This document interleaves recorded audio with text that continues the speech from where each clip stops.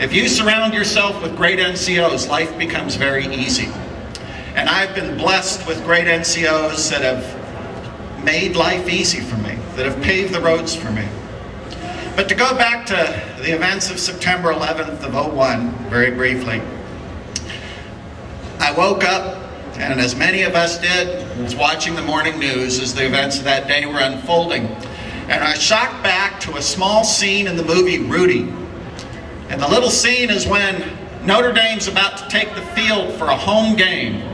And the coach simply yells at his players, "No one comes into our house and pushes us around."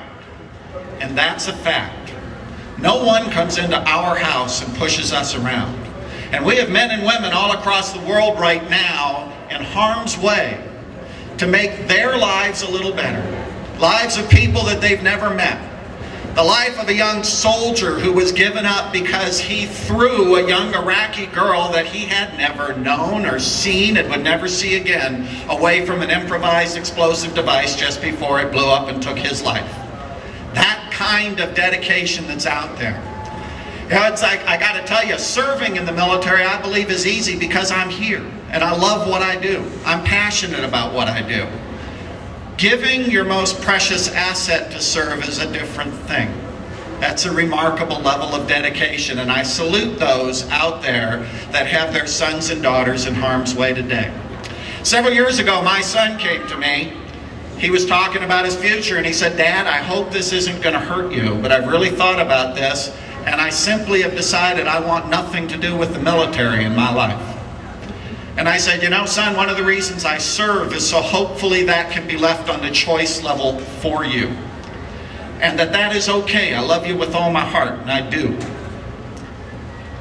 Well, I don't know what has all happened of late, but he got home from field training a couple weeks ago, shot marksman, a honor graduate from his ROTC detachment, won the Warrior Leader Award, and has decided to accept a commission as a second lieutenant in the United States Air Force.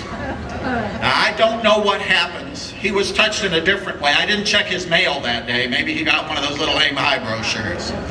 But he was touched, and what he wants to do is support this intangible concept of freedom.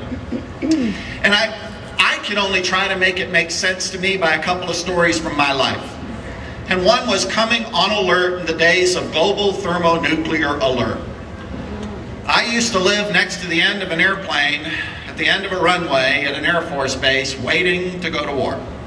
The aircraft was loaded with, well, we still can't confirm or deny the presence of nuclear weapons, but it was loaded with really weird stuff. And we were prepared to execute our mission on a moment's notice.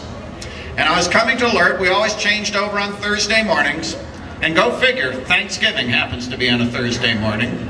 I was coming to alert on Thanksgiving one day for a week at the end of the runway. And not necessarily excited about leaving my family behind for that holiday. I was greeted at the gate of Fairchild Air Force Base by a group of protesters waving signs saying, "Get the bomb out of Spokane." And it just upset me a little bit. Well, I went to work and signed in on alert, and I was having a cup of coffee with my aircraft commander and expressing my upset, and he really touched me when he looked at me very sternly and said, "Dave, never lose sight of your mission." I didn't know what he was saying. And he said, "Remember that the sole reason that we're here is so that they can be there. That's what we do. We empower their right to dissent under our laws." That's a remarkable thing to think about for me. And another interesting story came up sometime later. I was coming back from a simulator training in Minot, North Dakota. The young man got on the airplane next to me. I'm flying in civilian clothes. And he looked pretty darn excited. Now, maybe leaving North Dakota is exciting. I don't know. But he was pretty excited about being on this airplane. And I just said, "You know, I've seen my share of takeoffs and landings. If you'd like the window, I'd be happy to move." He said, No, I'm just really excited. You see, I'm flying to Los Angeles." And I said, "Well, great." And he says, "Yeah, I'm going to be in this thing called the Great Peace March. We're going to walk from Los Angeles to Washington, D.C. for world peace and nuclear disarmament. What do you do?"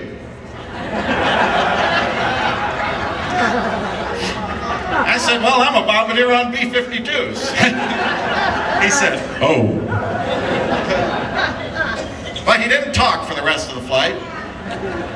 But I was hoping that I would somehow have an opportunity to touch him in some way, and I didn't know how to do that. I just hoped that opportunity would somehow crystallize and become available to me. And it actually did. As the plane landed and we were about to get off the aircraft, and he was a well-behaved, nice young man.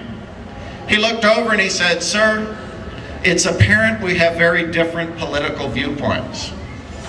And I said, "No, I think that's where you're wrong. I think our viewpoints are identical. I think the only difference is our commitment." You see, because no one hates or abhors war more than a warrior. Nobody really wants to die for their country. But there's something worth protecting and defending out there. The difference is our commitment. Your level of commitment is to walk across the country. The level of commitment of the men and women in uniform is to die for it. Same end result, supporting and defending our Constitution. Sometime recently, I had the opportunity to tour the U.S. Ronald Reagan, and while I was there, also saw the Pearl Harbor. And being raised in Hawaii, I had been on the Arizona Memorial many a time and seen the 1,000 or so etched names on that wall of sailors who gave their lives that day and are still entombed in that vessel. But when I got down in the bowels of the Pearl Harbor as she serves today, and saw the conditions that our airmen, our sailors, our Marines, our soldiers live in however they serve, not just on that one ship, the conditions aren't bad. But I thought for a moment, what was it like that December 7th, when suddenly everything got dark, and then fire erupted and the huge, beautiful ship rolled over on its side and disappeared with no way to get out. And the sacrifice those people made that day is a very real sacrifice. It impacts us today. And it was due to a foreign attack on our soil. We need to not forget that no one comes into our house and pushes us around, ever. It's worth fighting for. It's worth defending. It's worth protecting with our most valuable asset, our children, our most valuable asset. Now, up here at China Lake and down at Edwards, we produce remarkable weapons, remarkable capabilities. You know, down at Edwards, we're just finishing up on the FA-22. We had to get that airplane. It was very important. One, we had to have an airplane that could shoot down anything the Navy launched in an exercise. And we had to get an airplane with the A in that attack part that would bail out our Marine friends whenever they were in trouble on the ground. Now, we had to do these things because we believe that since we let the Army become a separate service in 1947, we believe we've got a lot of responsibility to the nation's defense in the Air Force. But with this development of things like that, what our adversary does not understand is that what we brought to bear against them is the most awesome weapon system in our inventory. And that weapon system is a scared-to-death 18-year-old with a rifle in his hands, whose roots go back to 1776, when he had to deploy with a musket to stand against the most powerful army on the face of the earth and say simply, "No one comes into our house and pushes us around." That's what we are. I believe it's special, and I believe it's worth defending. It's been a great honor to come up here once again. I'm humbled to be in this group. God bless us all. God bless us here in this room and our soldiers, sailors, airmen, and Marines out front. I appreciate this opportunity, and amen.